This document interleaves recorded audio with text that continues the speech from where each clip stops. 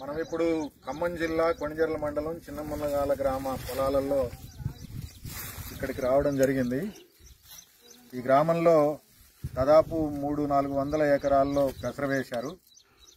అట్లాగే పత్తి వరి పంటలు కూడా వేశారు. సుమారు ఒక 100 ఎకరాల్లో పెసర కోత కోశారు. మిగిలిందంతా భూమి మీదనే ఉంది. సరిగ్గా కోతకొచ్చినటువంటి సమయంలో ఈ అకాల వర్షాలు వచ్చినాయి.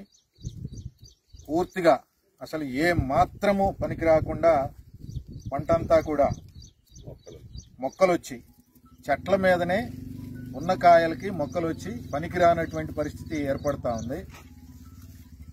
10 నుంచి 15,000 రూపాయలు ఎకరానికి రైతు పెట్టుబడి పెట్టారు. 20,000 రూపాయల కౌలుకి పొలాన్ని తీసుకుని ఇప్పుడు మనం ఉన్నటువంటి పొలం కౌలుకు తీసుకొని దీన్ని సేద్యం చేస్తూ ఉన్నారు.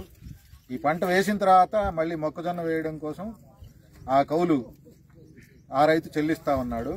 ఇప్పుడు ఈ పంట పూర్తిగా పోయింది.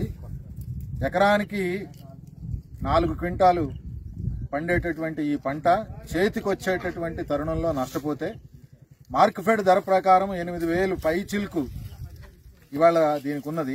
అసలే దేశంలో పప్పు ధాన్యాల కొరత తీవ్రంగా ఉన్నటువంటి నేపథ్యంలో